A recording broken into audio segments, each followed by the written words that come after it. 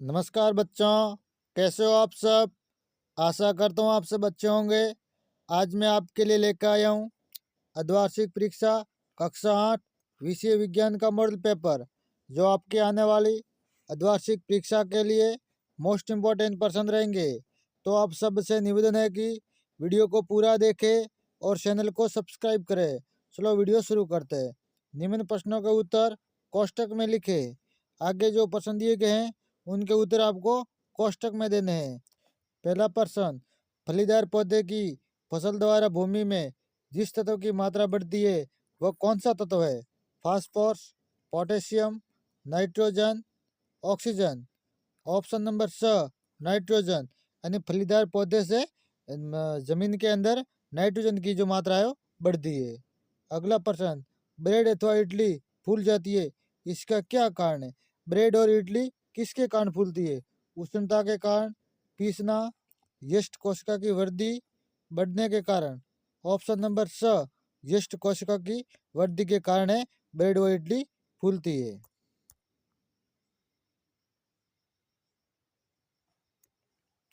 अगला प्रश्न, सीएनजी का पूरा नाम है। सीएनजी का पूरा नाम क्या है? संपीड़ित प्राकृतिक गैस, कोयला प्राकृतिक गैस, कोलाता प्राकृतिक गैस, उपरोक्त में से कोई नहीं। ऑप्शन नंबर अ संपीड़ित प्राकृतिक गैस सीएनजी का पूरा नाम है। अगला प्रश्न, मैग्नीशियम जलकर दहन होकर क्या बनाता है? यानी मैग्नीशियम है वो जलकर या दहन होकर क्या बनाता है? Manganese, magnesium oxide, magnesium hydroxide, magnesium chloride. Option number ब मैग्नीशियम ऑक्साइड, मैग्नीशियम जलकर मैग्नीशियम ऑक्साइड बनाता है। अगला प्रश्न, रिक्त स्थानों की पूर्ति कीजिए। आगे जो प्रश्न है उनकी हमें खाली जगह भरनी है।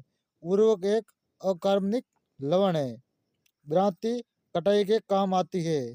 छोटे खेत वाले किसान अनाज के दानों को फटक कर अलग करते हैं।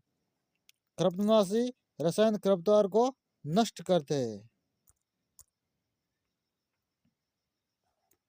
अगला प्रश्न, वन उन्मूलन के दो प्राकृतिक कारक बताइए। दावानल, भीषण सूखा। अगला प्रश्न, जनन की विधियों के नाम लिखिए। लैंगिक जनन, अलैंगिक जनन। रजोदर्शन क्या है? पहला ऋतुस्राव यौनारंभ में होता है जिसे रजोदर्शन कहते हैं। पेशीय बल किसे कहते हैं? मांसपेशियों के कार्य स्वरूप लगने वाले बल को पेशीय बल कहते हैं। कमानीदार तुला क्या है? कमानीदार तुला ऐसी युक्ति है जिसके द्वारा किसी वस्तु पर लगने वाले बल को मापा जाता है। यानी कमानीदार जो तुला होता है ऐसी युक्ति है जो कि जिसके द्वारा जो किसी वस्तु पर जो बल लगता है उसको मापने की एक युक्ति है।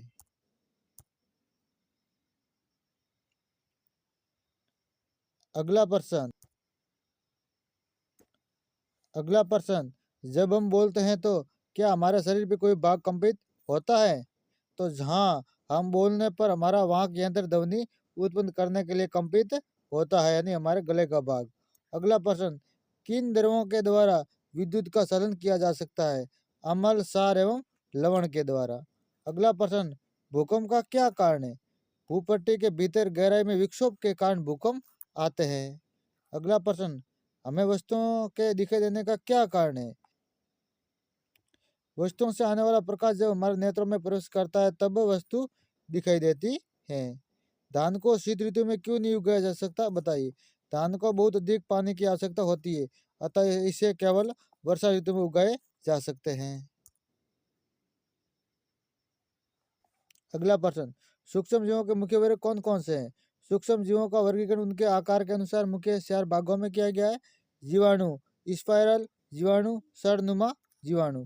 कवक, Penicillium, Aspergillus, protozoa, paramecium, amoeba. सवाल, स्पाइरोगाइरा, क्लेमाइडोमोनास।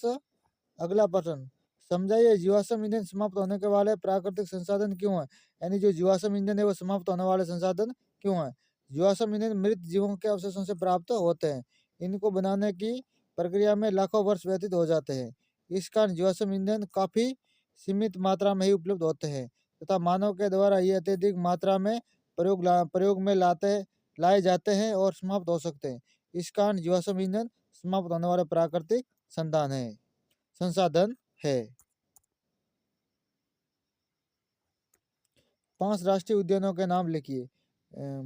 कार्बेट राष्ट्रीय उद्यान उत्तराखंड, संजय राष्ट्रीय उद्यान महाराष्ट्र, पेरियार राष्ट्रीय उद्यान केरल, कान्हा राष्ट्रीय उद्यान मध्य प्रदेश, वजू घाटी राष्ट्रीय उद्यान कर्नाटक। अगला प्रश्न 22वां और 23वां, लिंग हार्मोन क्या है, उनका नामकरण इस प्रकार क्यों किया गया, इनके प्रकार लिखिए। और भूकंप से बचाव हेतु घरों का डिजाइन किस प्रकार का होता है।